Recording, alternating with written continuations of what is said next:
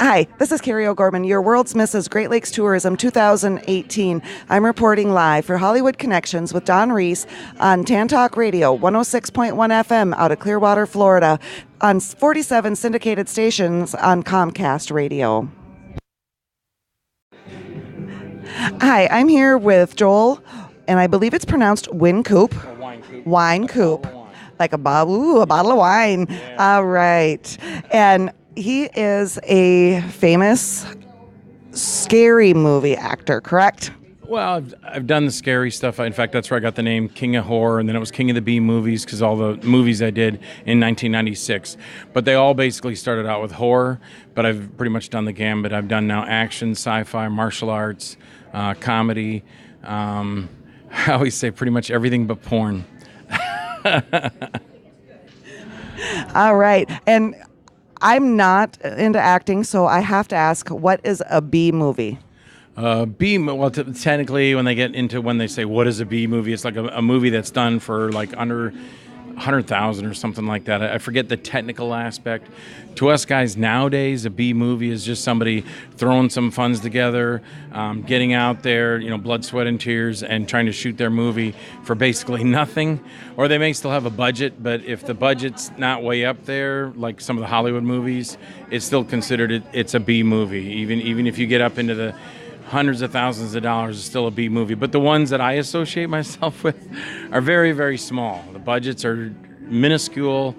There's others that'll get 20, 30,000. Some of our things too.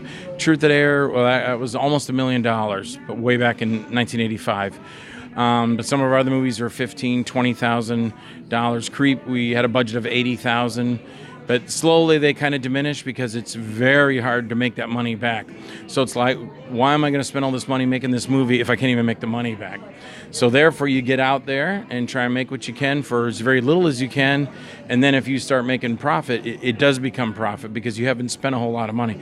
You can't spend $100,000 on something. And even Blair Witch, with all how it made its mark, only with a $7,000 budget, just right place, right time. Miramax said, we'll give you whatever it was, I forget, $1 million or whatever it was.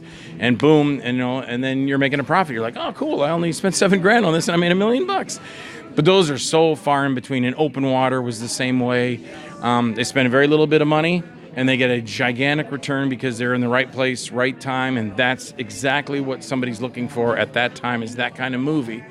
And right now the industry is so flooded, like my partner and I, we were kind of the only ones doing it in the 80s. And then as you move it in the 90s, 96, 97, then all of a sudden it was like just fulfilled with filmmakers all over the place, just doing a ton of movies. Like when we first started with our distributor, he's like, yeah, you guys, your movies are great. We were kind of the only ones doing it. And then, but as you progress in time, everybody else has a camera, everybody else has a story to tell, everybody else is making a movie. And now your industry is so flooded with movies, you really got to do something to make yourself stand out and really get noticed. And so again, like, and then a lot of times is a big action. We'll get a big name to be in there. Even kind of that doesn't really help any. It's just what people want to see. It really doesn't matter if it's a big star or not. They just want to see something different. So you just get out there with whatever it's going to cost you money-wise, whether it's your camera work, paying your actors, and then just start shooting the thing and then get it edited and then put it out there in whatever format, whether you go with a distributor or film festivals, get people to look at your stuff and get yourself known in the industry. And that's basically what I've been doing for the last 40 years, is keeping my name out there, and I keep making movies. And yeah, that's about it. Just, you want to do it, show people, and then keep doing it. Because I've known a lot of filmmakers, they'll do one movie and they'll be like, oh my God, I'm never doing that again. And they're done. They don't want to do it again. Because I know what they go through, but there's something sometime inside of us guys that are like that, just have that passion, and they'll keep going at it. And that's how I've been, like I said, for 40 years. I've been doing it since the 70s with my Super 8 camera, and then in '84 I got together with my Tim Ritter, who's my partner today. But in the past, in the '70s, I was watching him and his sister for his parents when they were both working. 10 years later, I see an article about him in his paper, or my nephew did, and he told me, and I go, is that the same Tim Ritter I used to take care of? And he's like, I think so. And I got together with him, and then we just started making movies from there. And it's been pretty much that. Our last movie together was Dirty Cop No Donut. well, no, I think it was Alien Agenda Endangered Species. He was living in Kentucky, and they flew me out there, Kevin Lindemuth and him, to make the movie. And so Tim's out there still making movies, and then I moved from Fort Pierce on the East Coast over here to Tampa, and then that kind of just exploded for me, because then I was just working in a lot of people's movies, and still doing that now. Okay, so you are acting and a filmmaker. Yeah, mostly I like the acting, but a lot of times if I don't have anything from, like my agent is Ben's Model and Talent. Well, I have like 10 agents, some in Atlanta and a lot of them around this area. But if I don't get anything, if I don't got anything going on with an agent, or it's slow and nothing's happening, then I'll get out and then I'll write something and then I'll produce it. And then I'll either get somebody to shoot it, or I'll take my own camera and go shoot it. And then I'll get my own actors. And then I pay all my actors and then shoot the thing. And then if I have to edit it, I'll edit it. I don't have sophisticated editing like some of these filmmakers with their Macs and iPros, and I can't do that. But I can do with what I can, with what I have in my editing capabilities. And so it's whatever it is to keep it out there, whatever you got to do. So I'm working for somebody else. Like I just finished Desk Service Part 3 with Chris Woods, and I just finished Like Animator with Seb Godwin and Dustin Hubbard, and that's playing in Canada next month at some big, I think it's called Shock Top, but it's in Canada. It's a big, gigantic film festival, playing in that. Then I finished Nakota for the Tampa Bay Film Society, and what else have I worked on? But yeah, it's constantly doing stuff. It's not really. Haven't really slowed down. Every time I say, okay, that's it, I'm done, I'm not doing anymore, something else comes along and I go, okay, one more, I'll do this one more thing, and then I'm done for good. And then one more thing rolls in, and I go, okay, I'll do this one more thing, and that's it for sure. So Okay, so what advice would you have for a newcomer that's wanting to get into acting or film writing? I said this a long time ago on a television show, Vero Beach Live. There was, at the time, Nike commercials were running everywhere, and they were always like, just do it. And so I started that phrase too. I said, because the gal on Vero Beach Live, she asked me the same question. What do you say to these guys out there that are starting out? And I said, just do it. And I have people do that all the time. They'll write me on Facebook, or, hey, do you got any ideas how to start this? Yeah, go out and find some people first that want to do the same thing you do. Say, hey, man, you want to make a movie? Yeah, I do. You want to make a movie? Yeah, I do. And you get 10 people that want to make a movie. All right, let's go. Let's make a movie. What's the first thing we got to do? Got to get a camera. Okay, has anybody got a camera? And then you learn a little bit about cameras, or you might find somebody that'll say, hey, man, I got a camera. Oh, cool. You want to shoot something? Yeah. And then you go, okay, cool. Now let's get out here and start shooting. I don't know what to do. I want to have you come over there and punch that guy and knock down, fall, and then fight and create the story. Well, of course, create the story first. But if you're just out there and you're horsing around, you want to put something together, it's a good way to start. You find out how people all act together, and you get the idea of how to create something. Then your next step is, okay, now, does anybody know how to edit? No? Okay, someone's got to learn how to edit, or we got to get an editor. So either learn yourself, find a guy, put the word out, go, I did this little movie, I want to edit it, I don't have any money, we barely did, this is for like a novice starting out. And then get someone that's willing to say, man, I'll take your footage and I'll start putting it together. And then kind of let the editor go with it. Don't be over his shoulder going, no, I want this over there, because you'll drive him crazy and he'll kick you out of your house. So tell him what you want. Let him sit down, let him try to put it together, and then when the editor gets done, he says, yeah, come on over, I want you to show it to you. And the guy might be like, well, I want to change this and this and this and that.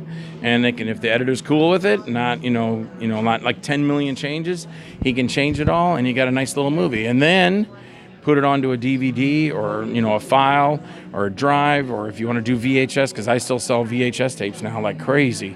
And because there's a click for the VHS community still. So do that if you want to put it on there, and then you can search on a distributor. Somebody like the Sleazebox, which is my friend Chris Woods, or Icon, or Sub Rosa Studios, which is my buddy Rod Bonk, who does all our movies are through Sub Rosa Studios. Uncorked, one of my movies, Craze, just came out through Uncorked Limited. There's all these distributors. It's just a matter of showing them what you got and then looking at what they can do for you. Like if they say, well, we'll do this, but you got to give us this, or we want a percentage of this. And then it's just sit back and kind of decide, okay, guys, now we got a movie. What do we want to do with it?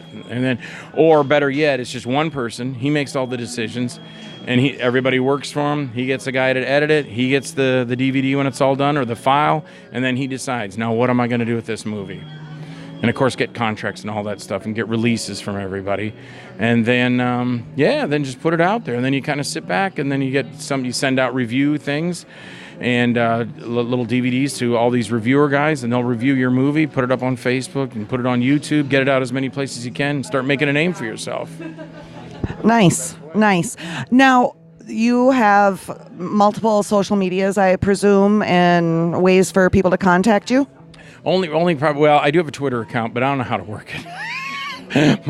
I linked my Facebook to my Twitter, so when I put something on Facebook, it goes immediately to Twitter.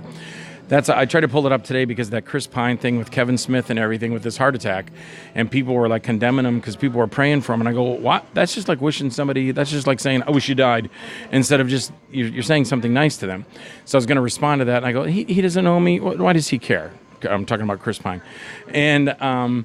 But yeah, so as far as I have, because I couldn't, it said, what's your password? I'm going, I don't know what my password is. I put things on Facebook and they magically appear on Twitter. I don't know. So my best thing is my Facebook page, and I have a bunch of pages, but my most one that I use is just Joel D. Wynkoop, my name. But I have Joel D. Wynkoop's The Bite, Joel D. Wynkoop's The Other Side, Creep, 16 different ones for movies, for Wynkoop Productions, for my T-shirt, my T-shirts, movies, posters, stuff like that. And then each one of my movies, The Bite or Nakota or Lost Faith, all of those. But the main one I use is just my name, Joel D. Wynkoop. So anybody can always get in touch with me there. Okay, and can you spell that so there's no or everybody's got the right distinction for how to find you? Yeah, it's just my first name, Joel, Joel, middle initial D. Last name is Wynkoop, Wynkoop. Great, thank you. And I want to thank you for the interview tonight. It was very nice meeting you. And thanks to Don Reese for putting me in touch with Joel. I really appreciate that. And thumbs up to Dawn. Yes, she's a great woman. So this is Carrie O'Gorman, your World's Mrs. Great Lakes Tourism 2018, reporting live here in St. Petersburg. Or Clearwater. No, we're in Clearwater. Okay. Are we in St. Petersburg? Okay, we're going to call it Clearwater. We don't care where we are. We had fun. Yeah, so if you're interested in becoming part of the World's Miss Tourism Pageant, please go to www.worldsmisstourismpageant.com and tell them that Carrie sent you. Thank you and have a great day, everybody. God bless.